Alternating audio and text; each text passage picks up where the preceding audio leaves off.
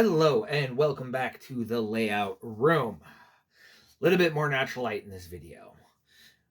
We got content coming, no particular rhyme or reason, but I thought I'd just share with you as I continue to do this. So today it's Saturday, yesterday was payday, we went on a little hobby trip. My local hobby shop is Rimrock Hobbies in Hamilton, Montana, and it's an hour away from me. And although I live in a much larger metropolitan area than Hamilton, it is now my local hobby shop. So we had a good time. And we got two of the most dangerous cars that were there. These are $5 cars. And if you know anything about model railroading, you know that $5 cars can be very, very dangerous. They just kind of multiply. But that's okay. So I'll show you kind of what I got. And we'll talk a little bit about riding utensils and cars and waybills and what the plan is for the railroad. So, what did the Puget Sound Central get today? Well, first up is this Athearn Rutland gondola. Yeah, I don't have any good gondolas right now, and I was in need of one, and I saw this one already has KDs on it. Not metal wheels, but it will fulfill the needs of some of my waybills, so that's good. So, and the Rutland is a railroad that I don't have currently, and I just think it looks really, really good.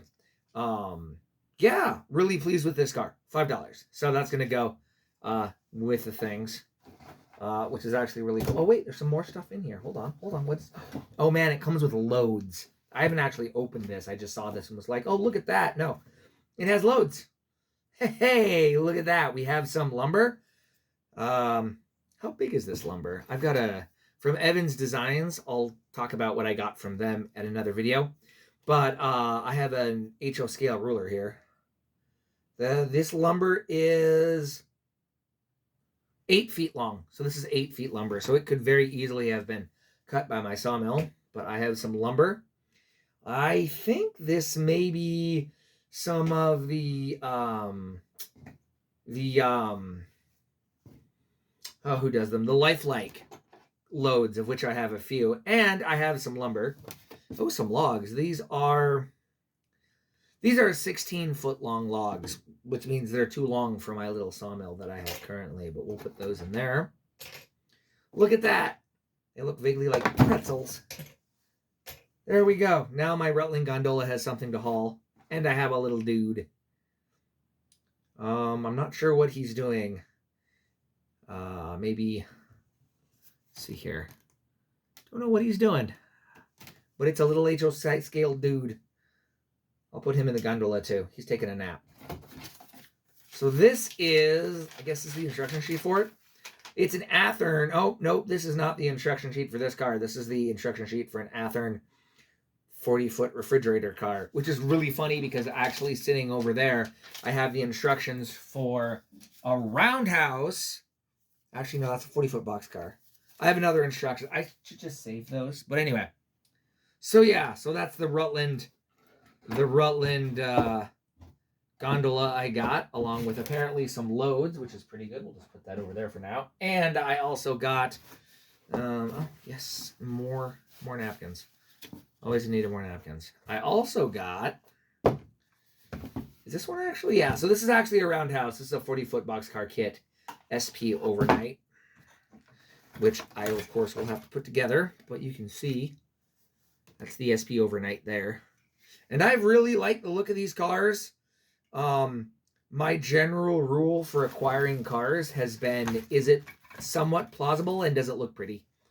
There are those who would have me try to be more regional in my selection.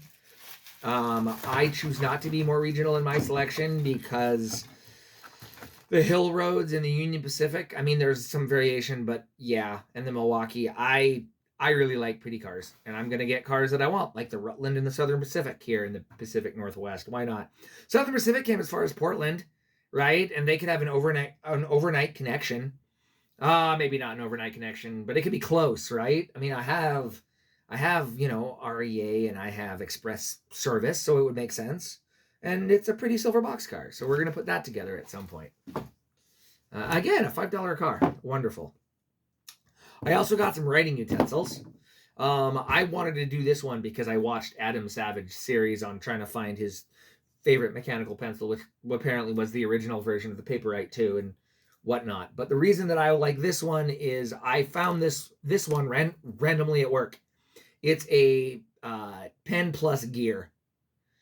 I randomly found this at work, and I really like it. It's got the side click, very satisfying. It feels really well when I write with it.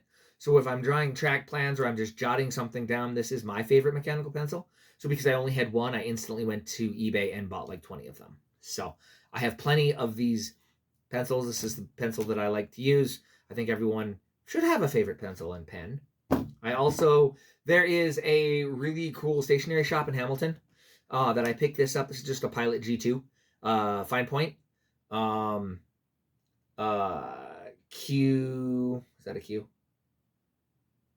Either a Q38 or O38, some 38, but it has a nice fine point. And the reason that I wanted to get new pens, because I'm normally using, let me see if I can find an example of the pen that I use. So my work goes through pens like crazy, and I have a habit of sticking them into my pocket, and so I bring them home. And they are these. These are there's the Bic Round Stick Medium, right? Standard blue pencils, right? I use these a lot. I have a lot of these. But the problem is these, right? Waybills.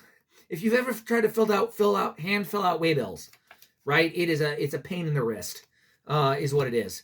And having even a thicker pen to do it is more difficult.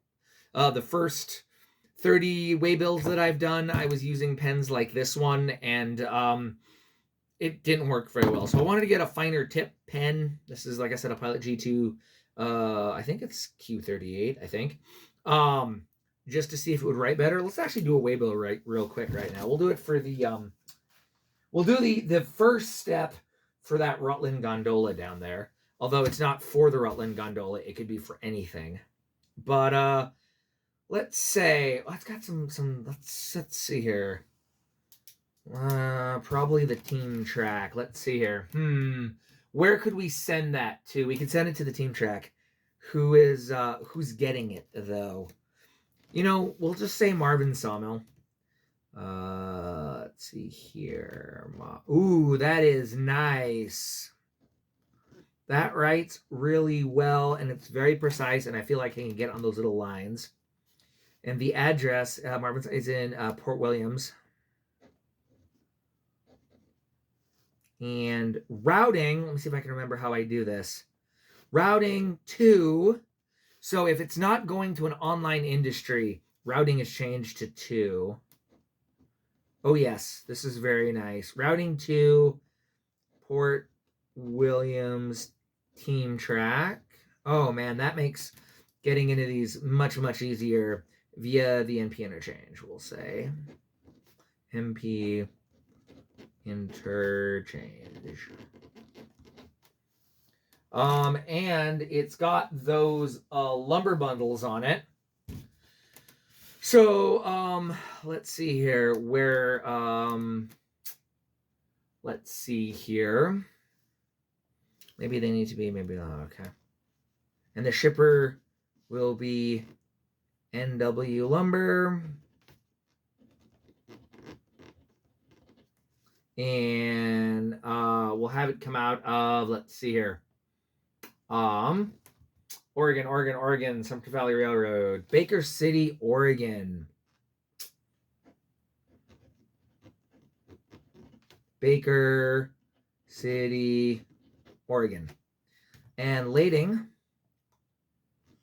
is lumber bundles, because they need to be resawn. Cool. So my handwriting is absolutely atrocious, but this pen does get into those lines very, very, very, very nicely, and it does make things easier. Which leads me into my next topic of discussion for this video. We are talking about car cards and waybills. Well, we're not really talking about them, but we're going to talk about them now. So one has been that operations is fascinating to me. I find the idea of things having a purpose and a job on the railroad, that's awesome. I love it. And that is why I am adopting car cars and waybills as a start. And we'll see where we go from that. My primary operational inspirations come from the Willow Creek Railroad. They're a huge inspiration in me wanting to run operations. Also because on a small layout, you need a reason to do things. So that's what we're doing. However, I don't think I've reached the end of what I want to do with cars and waybills yet. I don't think I've found exactly what I want to do. Because I've discovered if you browse online, there are as many ways to do the systems as there are. Well, pick something that has a lot of it. The cards and waybills, I do a lot of browsing of OPSIG here on YouTube as well, trying to learn more. I learned about 1 and 2 move waybills. That was really cool. I learned about different types of car forwarding. I think the car order system is interesting. I don't know if that's exactly what I want to do. But that is something that I am keeping in mind. On my website, you will see that if you railroad and look into the cities, you'll see all of the industries that I am working with and on. Those industries get me this, they get me. I have, 3 different ways I can get cars on through the NP interchange to the south, the Milwaukee Road interchange from the north, and then I have the car ferry also in Port Williams. So I have 3 different ways that I can generate loads. But the deeper that I get into it, the more stuff I can do. I can do through trains. I can do local freight. I can do, there's the lumber work. There's a lot to do. So I need to finish my track planning so that I can actually have a place for these trains to run. I guess the first thing to do is that the Port Williams section, I mentioned in the last video, the Port Williams section is going to be the first section done, and I want to get it to the point by the time sailing season starts, which is limited here in the Pacific Northwest. The Inland Mountain Pacific Northwest, I guess the Inland Mountain West. We'll skip the Pacific Northwest for the time being. In the Inland Mountain West, it's limited, so when that starts, I'm going to be doing that. I want to be to a point where I can be running trains in this section. I have enough industries to create traffic and enough thing for interest to play with my trains, but I need to get to that point first. So maybe we'll talk a little bit about design on the next. We're going to call this design episode number 2. Not so much design, but kind of what's happening with the layout and some of the things that I do. So until next time, right now we're just like content spamming right now, and it'll slow down, I promise. But yeah, we'll see you next time.